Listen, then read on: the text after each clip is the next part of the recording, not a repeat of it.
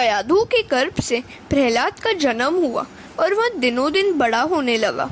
सभी को इससे आनंद यानी प्रहलाद मिलता था, अतः उसका नाम प्रहलाद रखा गया। दैत्यों के गुरु थे शुक्राचार्य। उनके षंड और अमर्क नामक 2 पुत्र थे। जब प्रहलाद 5 वर्ष के हुए तो हिरण्यकश्यपु ने षंडामर्क को बुलाकर उनसे कहा कि मेरे इस पुत्र को राजनीति की शिक्षा दो। सुखदेव जी वर्णन करते हैं, राजन, वैसे तो षंडामर्क प्रहलाद जी को राजनीति पढ़ाते थे, किंतु प्रहलाद तो गर्भवास के समय से ही भक्ति के रंग से रंगे हुए थे। प्रहलाद को भगवान वासुदेव से स्वाभाविक प्रीति थी। श्री कृष्ण के अनुग्रह रूप विग्रह ने उनका हृदय इस प्रकार आकर्षित कर लिया था कि उन्हें जगत से कुछ भी लगाव नहीं रह गया था। वैसे तो भक्ति का रंग शीघ्र लगता नहीं है, पर जब एक बार लग जाता है तो फिर सांसारिक प्रवृत्तियों के प्रति वैराग्य हो जाता है। मीराबाई ने कहा है कि मेरे कृष्ण का रंग श्याम है और श्याम रंग पर किसी और रंग का प्रभाव नहीं पड़ता। प्रहलाद जी जन्म से ही भक्ति के रंग में रंगे हुए थे।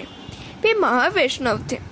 वे गुरु जी की शिक्षा सुनते थे, किंतु राजनीति का चिंतन वे जरा भी नहीं करते थे। सच्चे ज्ञानी भक्त का यही तो लक्षण है कि जब तक देहाभान है उसके व्यवहार में क्षति नहीं आती। गुरु जी ने सोचा कि यह राजपुत्र तो बड़ा सयाना है, अतः इसकी शिक्षा से प्रभावित होकर उसके पिता उसे कुछ न कुछ पुरस्कार अवश्य देंगे। वे प्रहलाद को लेकर राज्यसभा में आए। प्रहलाद ने पिताजी को प्रणाम किया तो पिताजी ने बालक को उठाकर गोद में बिठाकर प्यार किया और पूछा, बेटे, तू गुरुजी के घर कल पढ़ने गया था, तो कल की पढ़ाई तुझे याद है या नहीं? जो भी पाठ तुझे अच्छा लगा हो वह बोल जा। प्रहलाद ने सोचा कि पिताजी उत्तम प्रकरण की बातें पूछते हैं और इधर गुरुजी ने तो मार काट की बात ही सिखलाई है, वह मैं कैसे कर सकता हूँ। अतः उन्होंने पिताजी को अच्छी सी बात बताई। अंधियारे कुएं के सामने यह घर ही अपने अधपतन का मूल कारण है। जीवों के लिए यही श्रेयस्कर है कि वे गृह त्याग करके वनवासी बने और वहाँ भगवान श्रीहरि का आश्रय ग्रहण करें। प्रहलाद बोले, पिताजी, अनेक जन्मों के अनुभव से मैं यह कह रहा हूँ कि यह जीव कई बार स्त्री, पुरुष, पशु, पंछी बना है। हजारों जन्मों से विभू से विभक्त बना हुआ यह जीव लौकिक सुखोपभोग में लीन है, फिर भी वह अतृप्त ही है। तृप्ति भोगने से नहीं, त्याग से ही प्राप्त होती है। संसार तो दुख का सागर है। प्रत्येक जीव व्यथित है। पाप और पुण्य के समान होने पर यह मानव देह प्राप्त होती है। जैसे यह पाप भोगना पड़ता है, वैसे ही पुण्य भी भोगना ही पड़ता है। संसार प्रतिक्षण परिवर्तनशील है। पिताजी, आज तक मेरे अनेक जन्म हो चुके हैं। मैं अपने अनुभव से कहता हूँ कि स्वार्थ और कपट के सिवाय इस जगत में और कुछ भी नहीं है। फिर भी जीव अविवेकी है। निस्वार्थ प्रेमी मात्र परमात्मा ही है। अन्य सभी का प्रेम स्वार्थ और कपट से भरा हुआ है। संसार में रहकर कपट और छल करना ही पड़ता है। जहाँ कोई वासना आई कि छल कपट करना ही पड़ता है। पति पत्नी के प्रेम में भी स्वार्थ और कपट होता ही है। जीव कितना स्वार्थी और कपटी है। मुझे एक सनारी मिली जो बता रही थी कि उसके सास जी ने उसे चेतावनी दी है कि 3 पुत्रियां काफी हैं। अगर चौथी बार भी उसने पुत्री को जन्म दिया तो किसी भी तरह उसे घर से निकाल बाहर किया जाएगा। वैसे पुत्र का जन्म हो या पुत्री का, किसी के अपने बस की बात तो नहीं है। पुत्र एक ही कुल का उद्धार करता है, जबकि सुयोग्य पुत्री तो पिता और पति दोनों के कुलों का उद्धार करती है। दुर्भाग्यवश यदि पत्नी बीमार पड़ जाए तो वह 4-5 हजार का खर्च कर देगा, 2-4 वर्ष प्रतीक्षा भी करेगा। फिर भी उसकी बीमारी ठीक ना हो पाए तो वह ठाकुर जी की मनौती रखेगा कि इसका कुछ हो जाए तो अच्छा है। उसके कुछ हो जाने का मतलब है मर जाना। वह सोचता है मेरी आयु भी अधिक नहीं है, 48वां वर्ष ही तो अभी शुरू हुआ है। मेरे कारोबार भी ठीक ठीक ही चल रहे हैं, अतः दूसरी पत्नी तो मिल ही जाएगी। पति पत्नी के प्रेम भी कपट है। पति या पत्नी एक दूसरे के लिए दुखदाई हो तो वे सोचते हैं कि यह मर जाए तो कितना अच्छा हो। सुर नर मुनि सबकी यह रीति, स्वार्थ लागी करही सब प्रीति। पति और पत्नी एक दूसरे को सुख सुविधा देते हैं, अतः एक दूसरे को प्रिय लगते हैं। उनमें से किसी ने भी दुख देना शुरू किया कि उससे घृणा होने लगेगी। जगत में स्वार्थ और कपट के सिवा और कुछ भी नहीं है। हरे कृष्ण। याज्ञवल्क्य मैत्रेयी संवाद। इस प्रकार की बातें ऋषि याज्ञवल्क्य और मैत्रेयी के बीच हुई थी। ऋषि याज्ञवल्क्य ने संन्यास ग्रहण करने का निश्चय किया। उन्होंने अपनी पत्नी मैत्रेयी और कात्यायनी से कहा, मैं अब सन्यासी होने जा रहा हूँ। मैं अपनी संपत्ति तुम दोनों में समान रूप से बांट देता हूँ कि जिससे तुम दोनों के बीच कोई झगड़ा न होने पाए। मैत्रेयी तो ब्रह्मवादिनी थी। उन्होंने पति से पूछा, इन धन संपत्ति से क्या मुझे मोक्ष प्राप्त होगा? मैं अमर हो पाऊंगी? याज्ञवल्क्य ने कहा, अरे धन से कभी मोक्ष की प्राप्ति हो सकती है क्या? हाँ, इससे तुम्हें सुख सुविधा भोग के पदार्थ मिल सकेंगे, अतः तुम आनंद से जीवन बिता सकोगी। मैत्रेयी ने कहा, जिस धन से मोक्ष की प्राप्ति न हो उसे लेकर मैं क्या करूंगी? आप इसे कात्यायनी को ही दे दे। मैत्रेयी की जिज्ञासा से प्रभावित होकर मुनि ने उसे ब्रह्म विद्या का उपदेश दिया और मोक्ष के साधन बतलाए। याज्ञवल्क्य ने कहा, हे मैत्रेयी, अपने स्वयं के सुख के हेतु ही घर, पुत्र, पत्नी आदि प्रिय लगते हैं। वैसे तो प्रिय मात्र आत्मा ही है। आत्मा वै सर्वेषां प्रिय, न वा अरे पत्यो कामाय पति प्रियो भवति आत्मनस्तु कामाय पति प्रिया भवति। न वा अरे जायाया कामाय जाया प्रिया भवति आत्मनस्तु कामाय जाया प्रिया भवति। न वा अरे पुत्राणां कामाय पुत्रा प्रिया भवति आत्मनस्तु कामाय पुत्रा प्रिया भवन्ति। पति से पत्नी का जो प्रेम है वह पति की कामना पूर्ति के लिए नहीं किंतु स्वयं की कामना पूर्ति के लिए ही है। इसी प्रकार पति का और माता पिता का पुत्र प्रेम भी स्वयं अपनी कामना पूर्ति के लिए ही है। पत्नी पति से प्रेम करती है क्योंकि पति उसका जीवन यापन करता है। पति होगा तो मैं जी सकूंगी, इसी आशा और अपेक्षा से पत्नी पति से प्रेम करती है। इसी प्रकार पति भी मात्र पत्नी से उसी की खातिर प्रेम नहीं करता है, वह उससे प्रेम इसलिए करता है क्योंकि वह उसकी इच्छाएं पूर्ण करती है। माता पिता पुत्र से इसलिए स्नेह रखते हैं क्योंकि उन्हें आशा है कि वह बड़ा होकर उनका पालन करेगा। मनुष्य कभी मनुष्य के साथ प्रेम नहीं करता, अपितु अपने स्वार्थ के साथ ही प्रेम करता है। हरे कृष्ण। प्रहलाद जी का प्रभु प्रेम एवं हिरण्यकश्यपु के अत्याचार। प्रहलाद जी ने कहा, कई जन्मों के अनुभव से मैं यह कहता हूँ कि संसार में किसी को भी सच्ची शांति प्राप्त नहीं है। घर में अच्छी तरह से भजन नहीं किया जा सकता, अतः भजन घर में नहीं वन में जाकर करना है। एकांत में जाकर नारायण की आराधना करनी चाहिए। समाज सुधारक की भावना वैसे तो ठीक है, किंतु इसके साथ साथ अहंकार भी उत्पन्न होता है और अहंकार अपने साथ सभी अवगुणों को लेकर आता है। समाज को कोई भी सुधार नहीं सका है, अतः तुम यही भावना करो कि मैं अपने जीवन और मन को ही सुधारूंगा।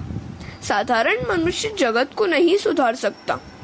शंकराचार्य या वल्लभाचार्य का ही यह काम है। प्रहलाद जी की ऐसी बातें सुनकर हिरण्यकश्यपु क्रोधित हो गया। उसने शंडामर्क को उलाहना दिया कि मेरे बालक को उसने यह कैसा उपदेश दिया है या कैसी शिक्षा दी है।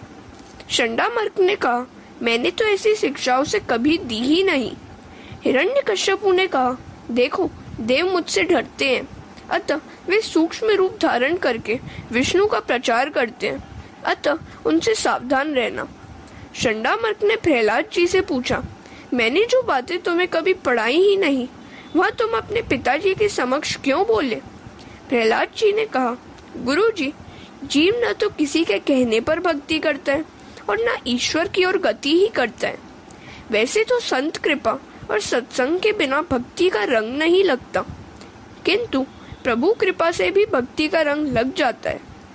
कुछ दिनों के पश्चात हिरण्यकश्यपु ने फिर प्रहलाद से पूछा, बेटे, गुरुजी से इन दिनों तूने जो शिक्षा प्राप्त की है उसमें से कुछ अच्छी बातें मुझे भी तो बता। प्रहलाद कहने लगे, पिताजी, विष्णु भगवान की भक्ति के 9 प्रकार हैं। भगवान के नाम, गुण, लीला आदि का श्रवण, कीर्तन, उनके स्वरूप नाम आदि का स्मरण, चरण सेवा, पूजा अर्चा, वंदन, दास्य, सख्य और आत्मनिवेदन। भगवान के प्रति समर्पण भाव से यह नवदा भक्ति करना ही सर्वोत्तम अध्ययन है, ऐसा मैं मानता हूँ। नवदा भक्ति से प्रभु प्रसन्न होते हैं। प्रभु की प्रसन्नता से जीवन सफल होता है। मात्र भोगोपभोग से शांति नहीं मिलती। पुत्र की ऐसी बातें सुनकर हिरण्यकश्यपु क्रोधित हो गया और उसे अपनी गोद से फेंक दिया। उसने सेवकों को आज्ञा दी कि इस बालक को मारो, यह मारे जाने योग्य है, यह मेरे शत्रु के नाम का भजन करता है। आज्ञा पाते ही दैत्य सेवक प्रहलाद को मारने दौड़े। प्रहलाद की दृष्टि तो दिव्य थी, उन्हें तो तलवार में भी कृष्ण का दर्शन हुआ और जिसके हाथ में तलवार थी उस दैत्य में भी कृष्ण का दर्शन हुआ। संसार में बहुत से सुंदर पदार्थ हैं, किंतु सभी को भगवत भाव से देखो। जगत के काम करते हुए भी ईश्वर से संबंध बनाए रखो। बालक की अपेक्षा बाल कृष्ण से संलग्न रहोगे तभी कृष्ण मिलेंगे और साथ ही लक्ष्मी भी। लौकिक नाम रूप में फंसा हुआ मन श्री कृष्ण के नाम रूप में लीन हो जाए तभी मुक्ति मिलती है और मनुष्य का उद्धार होता है। स्वरूपासक्ति के बिना भक्ति फलवती नहीं हो पाती। सांसारिक विषयों के प्रति प्रेम होना आसक्ति है, भगवान के प्रति प्रेम होना भक्ति है। संसार आसक्ति बंधन करता है, भगवत आसक्ति मुक्ति दाता है।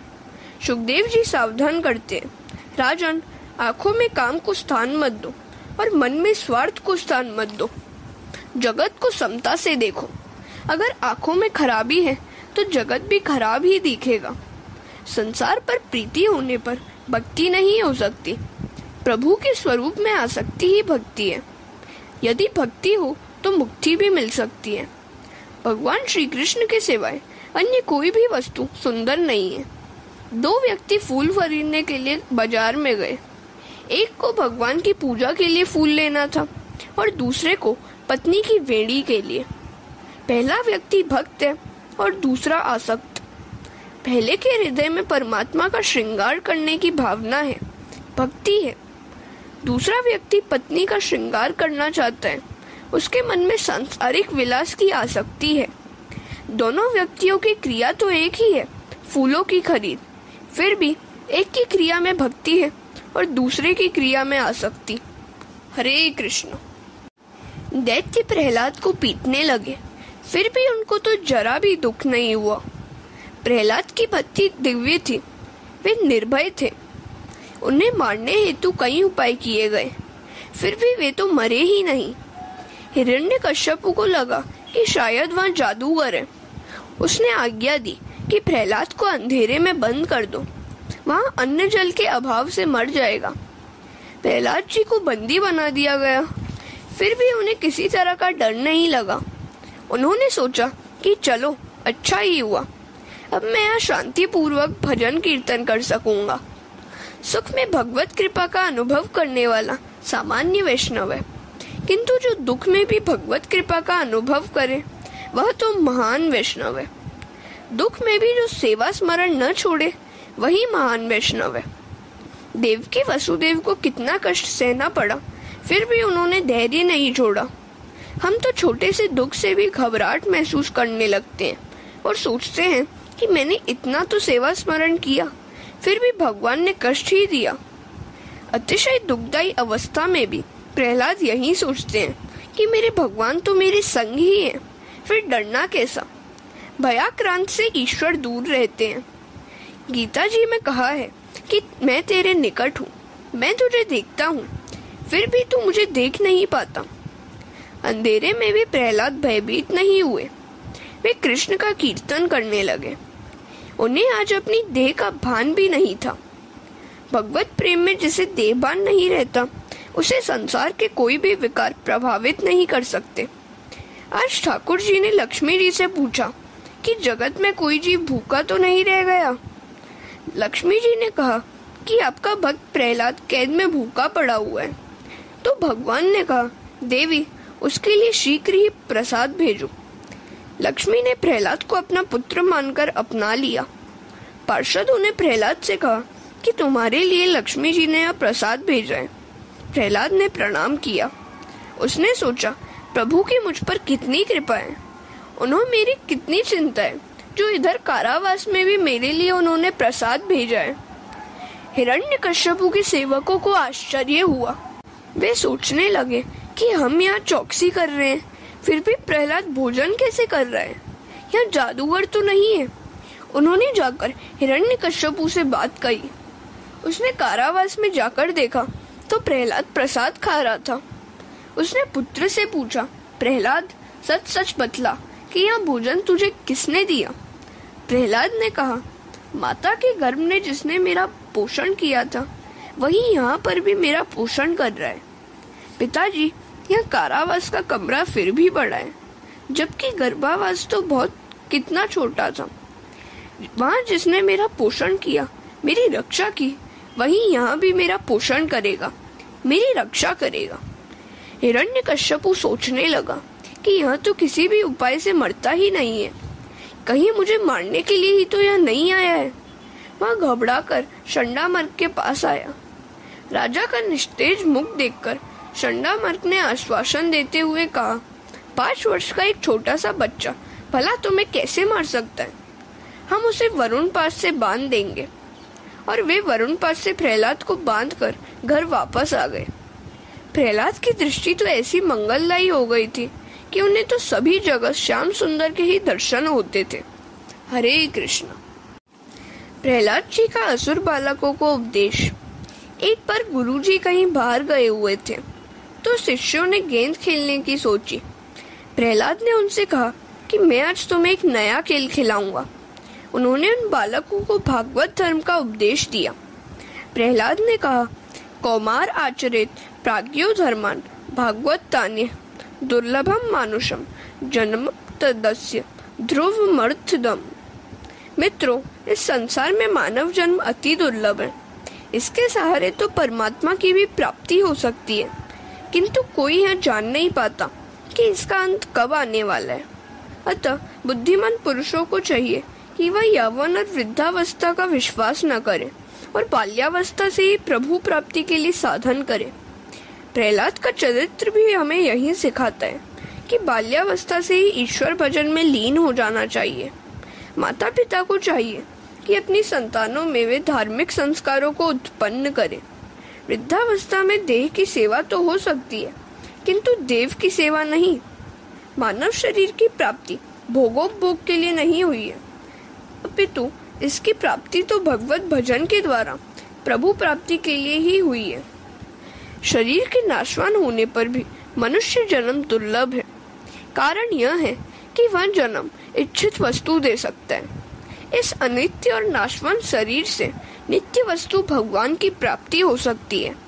यह मानव शरीर बड़ा ही कीमती है। कई बार जन्म मरण की पीड़ा सहता हुआ जीव इस शरीर में आया है। ईश्वर नित्य है और शरीर अनित्य है, किंतु इसी अनित्य से शरीर से ही नित्य की ईश्वर की प्राप्ति हो सकती है। अतः मानव देह की भी बड़ी भारी महिमा है। कहते हैं कि कभी मनुष्य की आयु 100 वर्ष की होती थी। आज तो वैसी बात नहीं है। आज तो आधी आयु निद्रावस्था में, चौथे भाग की आयु बाल्यावस्था और कुमारावस्था में बीत जाती है। बाल्यावस्था अज्ञान में और कुमारावस्था खेलकूद में बीत जाता है। वृद्धावस्था के वर्ष भी निरर्थक ही होते हैं, क्योंकि शारीरिक शीलता के कारण वृद्धावस्था में कुछ भी काम नहीं हो पाता। यौवन के वर्ष कामोपभोग में गुजर जाते हैं, तो अब कितने कम वर्ष शेष रहे, और इन शेष वर्षों में आत्मकल्याण की साधना कब और कैसे होगी। अतः व्यक्ति को चाहिए कि वह हमेशा आत्मकल्याण की प्रवृत्ति करे। जब तक यह शरीर रूपी ग्रह स्वस्थ है, जब तक वृद्धावस्था का आक्रमण नहीं हो पाया है, जब तक इंद्रियों की शक्ति भी क्षीण नहीं हुई है, आयुष्य का क्षय भी नहीं हुआ है, सयाने व्यक्ति को चाहिए कि तब तक वह अपने आत्मकल्याण का प्रयत्न कर ले, अन्यथा घर में आग लग जाने पर कुआं खोदने से क्या लाभ होगा। ततो यत्नेन कुशला क्षेमाय मया श्रितः शरीर पौरुषम यावन्न विद्येत पुष्कलम। हमारे मस्तिष्क को कई प्रकार के भय घेरे हुए हैं, अतः यह शरीर जो भगवत प्राप्ति के लिए पर्याप्त है, रोगग्रस्त बनकर मृत्युवश हो जाए उसके पहले आत्मकल्याण करने का प्रयत्न बुद्धिमानों को करना चाहिए। वैसे तो मनुष्य दुख नहीं मांगता, फिर भी वह अचानक आधमकता है। कोई ऐसी मनौती तो मानता नहीं कि मुझे बुखार आए तो मैं सत्यनारायण की कथा कराऊं, फिर भी बुखार तो आता ही है। प्रयत्न के बिना भी जिस प्रकार प्रारब्धानुसार दुख आता है, उसी प्रकार सुख भी आता है। सुख और दुख दोनों प्रारब्ध के अधीन है, प्रारब्ध के अनुसार ही वे प्राप्त होते हैं। इनके लिए प्रयत्न अनावश्यक है। पूर्व जन्मों के कर्मों का फल है प्रारब्ध। दरिद्र संपन्न हो जाता है और संपन्न दरिद्र। प्रारब्धानुसार जो मिलने जा रहा है उसके लिए प्रयत्न अनावश्यक है। अतः सांसारिक सुख भोगों की प्राप्ति के लिए प्रयत्न न करके परमात्मा को प्रसन्न करने के लिए ही प्रयत्न करो, परमात्मा को पाने के लिए ही प्रयत्न करो। हरे कृष्ण। प्रारब्ध से ही जो प्राप्त होने जा रहा है उसके लिए तो सब प्रयत्न करते हैं, किंतु जिसके लिए प्रयत्न करना चाहिए उसके लिए कोई प्रयत्न नहीं करता। परमात्मा के लिए कोई कुछ भी नहीं करता। सत्कर्म में प्रयत्न प्रधान है, प्रारब्ध नहीं। सत्कर्म में बाधा डालने की शक्ति प्रारब्ध में नहीं होती। मनुष्य की अपनी दुर्बलता के कारण ही प्रभु भजन में बाधा उपस्थित होती है। बालकों ने प्रहलाद जी से पूछा, यदि हम वृद्धावस्था में ही भजन करें तो? प्रहलाद जी ने उनको समझाया कि भजन यौवन में ही हो सकता है। वृद्धावस्था में शारीरिक दुर्बलता के कारण ईश्वर की आराधना नहीं हो पाती। वृद्धावस्था में देह की भक्ति तो हो सकती है, किंतु देव की नहीं। बालकों ने पूछा, तो फिर हम सभी अभी से भक्ति क्यों कर रहे हैं? युवावस्था में कर लेंगे। प्रहलाद कहते हैं, यौवन में मद उत्पन्न होता है। युवावस्था में मनुष्य इंद्रियों से प्यार करता है, वह इंद्रियों के अधीन हो जाता है। यौवन में वह कई प्रकार के मोह में फंस जाता है।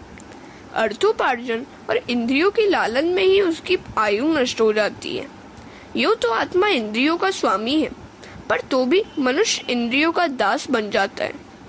यह बात सर्वसामान्य है। बड़े बड़े विद्वान भी सारे दिन धन के पीछे मारे मारे फिरते हैं और रात को कामांध बन जाते हैं।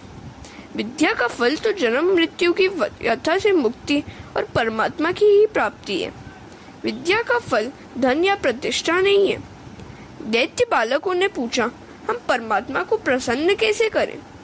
प्रहलाद ने कहा, सभी में एक परमात्मा की का दर्शन करो। जगत को प्रसन्न करना कठिन है, पर कृष्ण को प्रसन्न करना सरल है। इसलिए तुम अपने दैत्यत्व, आसुरी संपत्ति, आसुरी भाव का त्याग करके सभी प्राणियों के प्रति दया करो, प्रेम से उनकी भलाई करो।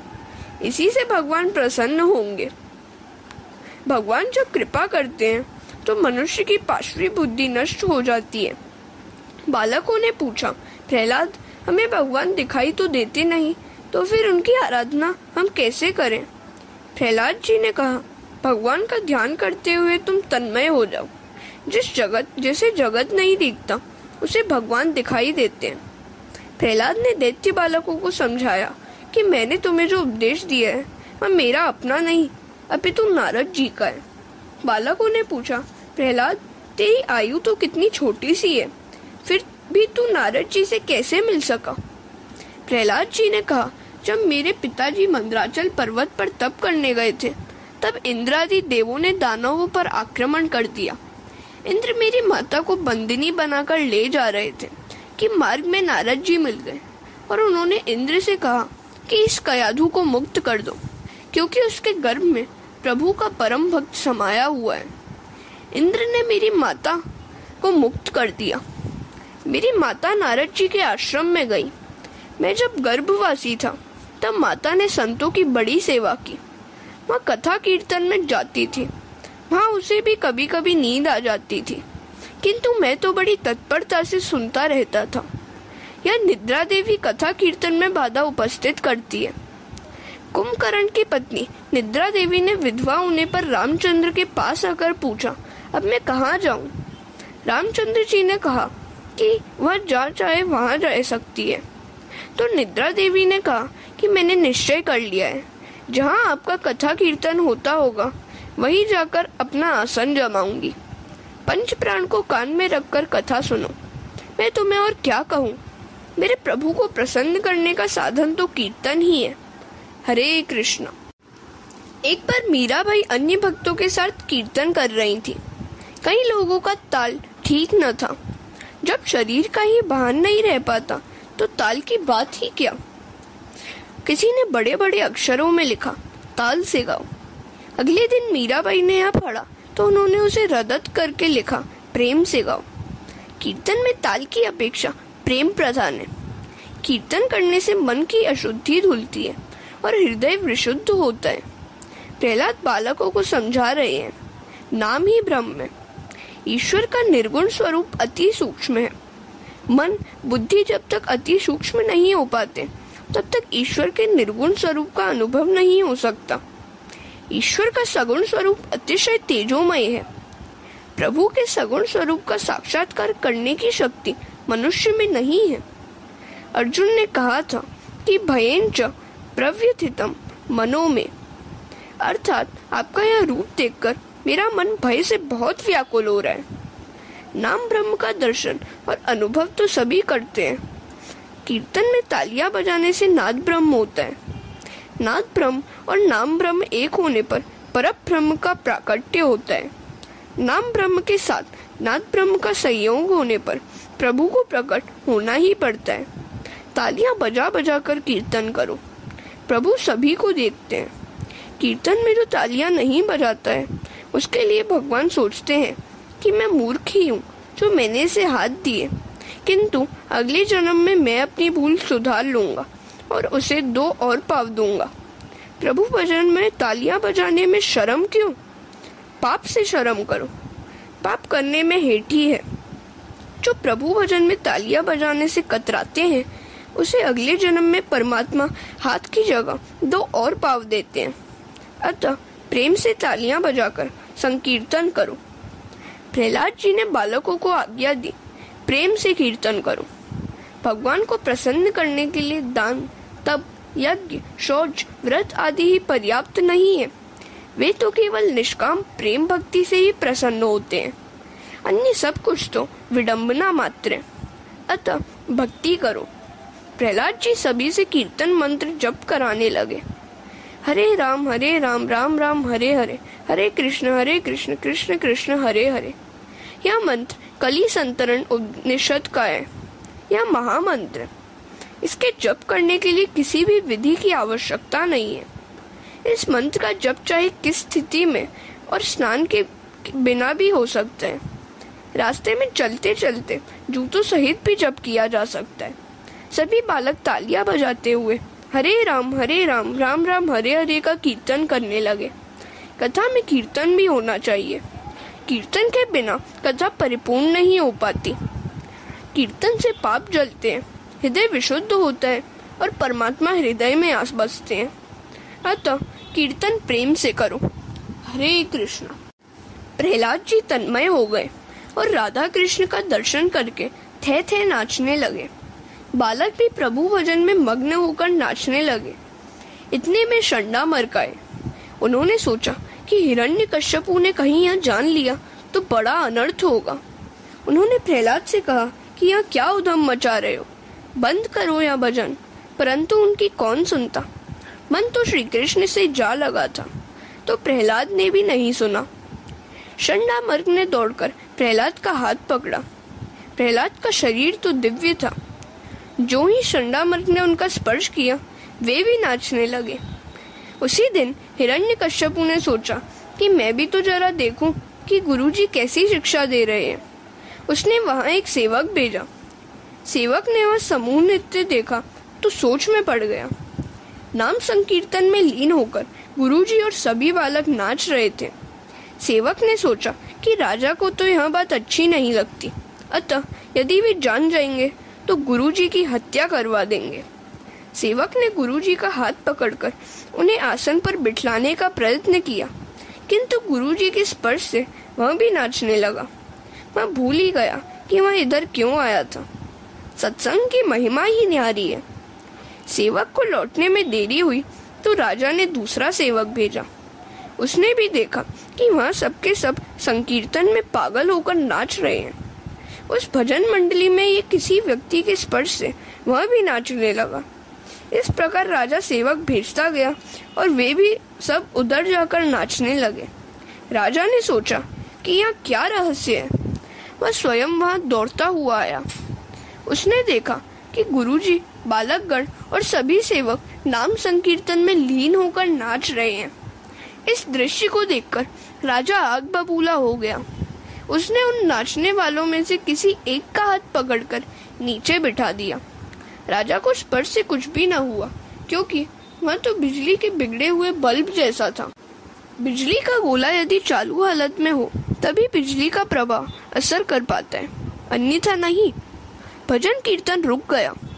गुरुजी ने राजा को सारी बात बताई तो वह क्रोधित होकर प्रहलाद से कहने लगा, अब भी तू मेरे शत्रु विष्णु का कीर्तन कर रहा है। जगत में मेरे सिवाय कोई ईश्वर है ही नहीं। दुष्ट, आज मैं तुझे मार डालूंगा। मेरा यह बालक स्वयं तो सुधरता है नहीं और अन्य बालकों को भी बिगाड़ रहा है। ऐसा सोचकर राजा ने लपक कर प्रहलाद का हाथ पकड़ा। राजा पर पुत्र की भक्ति का रंग नहीं चढ़ पाया। जब गोला ही बेकार हो तो फिर विद्युत शक्ति ही क्या करेगी। राजा ने प्रहलाद को धरती पर पटका तो धरती माता ने उसे अपनी गोद में उठा लिया। प्रहलाद जी ने पिता को प्रणाम किया तो हिरण्यकश्यपु ने कहा कि तू मुझे प्रणाम तो करता है, किंतु मेरा कहा तो मानता नहीं है। बता, तेरा रक्षक विष्णु है कहाँ? प्रहलाद ने कहा, पिताजी, मेरे भगवान तो सर्वत्र हैं। पिताजी, शायद आप यह मानते हैं कि आप वीर हैं, किंतु वीर तो वही है जिसने अपने आंतरिक शत्रुओं को पराजित किया है। आप मानते हैं कि आपने जगत को जीता है, किंतु जग विजेता तो वही है जिसने अपने मन को जीत लिया है। काम, क्रोध आदि 6 चोर आपके मन में बसे हुए हैं, जो आपके विवेक धन को लूट रहे हैं। क्रोध न करें, आपके मुख पर आज मृत्यु की छाया दिख रही है। अतः राग द्वेष का त्याग करके नारायण की आराधना करें। मेरे नारायण का भजन कीजिए। हिरण्यकश्यपु क्रोधित होकर चिल्लाने लगा, मेरा पुत्र होकर मुझे ही उपदेश दे रहा है। कहाँ है तेरा रक्षक विष्णु? प्रहलाद ने कहा, मेरे प्रभु तो सर्वव्यापक है। वे मुझ में हैं और आप में भी हैं। आप में है तभी तो आप बोल पाते हैं। विष्णु सर्व में है, सर्वत्र है। हिरण्यकश्यपु ने कहा, तेरा भगवान यदि सर्वत्र है तो फिर इस स्तंभ में उनका दर्शन क्यों नहीं हो रहा है? हरे कृष्ण।